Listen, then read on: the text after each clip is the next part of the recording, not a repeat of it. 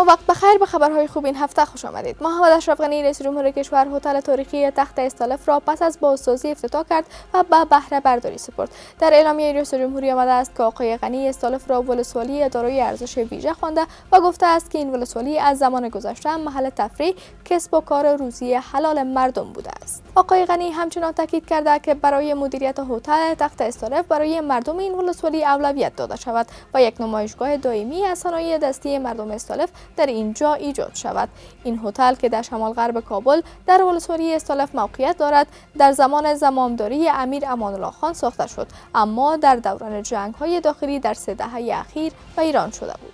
در جریان هفته زراعت در 34 ولایت کشور بیش از 10500 پروژه جدید زراعتی به بهره برداری سپرده شد. وزارت زراعت، آبیاری و مالداری میگوید در هفته زراعت در 34 ولایت کشور حدود 10685 پروژه جدید زراعتی، ذخیره‌گاه کچالو، پیاز و سردخانه صفر انرژی برای نگهداری انار از سوی این وزارت به بهره برداری سپرده شد. اکبر رستمی سخنگوی وزارت میگوید بالای تطبیق این پروژه ها بیش از 5 میلیارد افغانی مصرف آمده است و با بهره برداری این پروژه ها هزاران تن صاحب کار می شوند. عواید دهاقین افزایش می یابد و بالای اقتصاد کشور تاثیر مثبت خواهد داشت.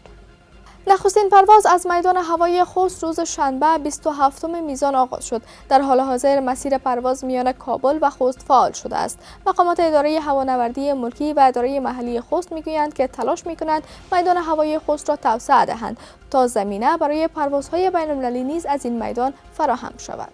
طبق اعلامیه اداره هوانوردی ملکی، محمد قاسم وفایزاده رئیس عمومی این اداره در مراسم گشایش میدان هوایی خوست گفت که با آغاز پروازها از این میدان هوایی مردم می توانند از سراسر کشور به خوست از راه هوایی رفت و آمد کنند. اداره هوانوردی ملکی گفته است در حال حاضر کار توسعه میدان هوایی ولایت خوست از سوی این اداره ملکی جریان دارد. اداره ملی تنظیم آب میگوید کار ساخت کانال‌های فرعی برای اعمار بند بخشوآباد فراه جریان دارد. نظام الدین خپلواک سخنگوی این اداره گفته است کار احداث این کانال جریان دارد و 12 میلیون دلار آمریکایی هزینه برمی‌دارد. آقای خپلواک می‌افزاید که بعد از احداث این کانال‌ها کار بالای بدنه بند نیز آغاز می‌شود. 3 کارخانه تولیدی به ارزش 10 میلیون دلار آمریکایی در شهرک صنعتی هرات افتتاح شد. نثار احمد فیضی قریانی وزیر صنعت و تجارت در هنگام افتتاح این کارخانه‌ها میگوید که با خروج نیروهای خارجی از افغانستان جهان متحد بر رشد اقتصادی افغانستان است. او در سفرش به هرات تاکید کرد که خروج این نیروها نباید به دلسردی صنعتگران منجر شود، چرا که نیروهای افغان قادر به مهار تهدیدات امنیتی هستند. ماه گذشته از طریق دهلیزهای هوایی به ارزش 11 میلیون دلار تولیدات افغانی به خارج صادر شده است. در افغانستان بانک گفته است تولیدات نباتی، میوه خشک و زعفران به ارزش 11 میلیون افغانی به هند، امارات عربی، چین، کشورهای عضو اتحادیه اروپا، عربستان سعودی و ترکیه صادر شده است. بر اساس معلومات از زمان ساخت دهلیزهای هوایی به ارزش 448 میلیون دلار 20500 متریک تن تولیدات افغانی به خارج صادر شده است. حاصلات تربوز در سال جاری به 79000 تن خواهد رسید. اکبر رستمی سخنگوی وزارت زراعت میگوید در ولایت ننگرهار در 1995 هکتار زمین تربوز کشت شده است که احتمالاً 79000 متریک تن حاصل خواهد کرد.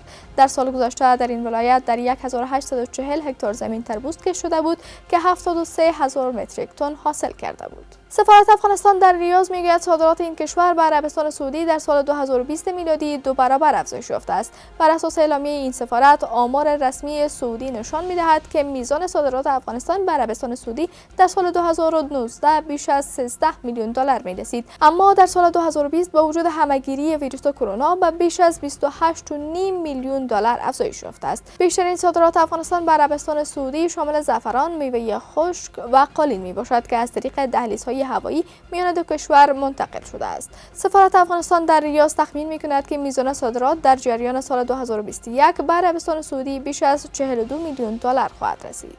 و برای 2 مکتب ساختمان‌های جدید در شهر جلال آباد ولسوالی مومندره ننگرهار به ارزش 35 میلیون افغانی ساخته شد. مقامات محلی گفتند این ساختمان‌ها دارای اتاق‌های تدریسی، اداری، کامپیوتر لب، سیستم برقی آفتابی، سیستم آبرسانی، تشناب‌ها و همه محلقات لازم میباشد. مسئولین گفتند صدها متعلم با ساخت این مکتب در فضای مناسب آموزش دریافت خواهند کرد. ممنون از توجهتان به خبرهای خوب این هفته. تا بعد، الله نگهدار.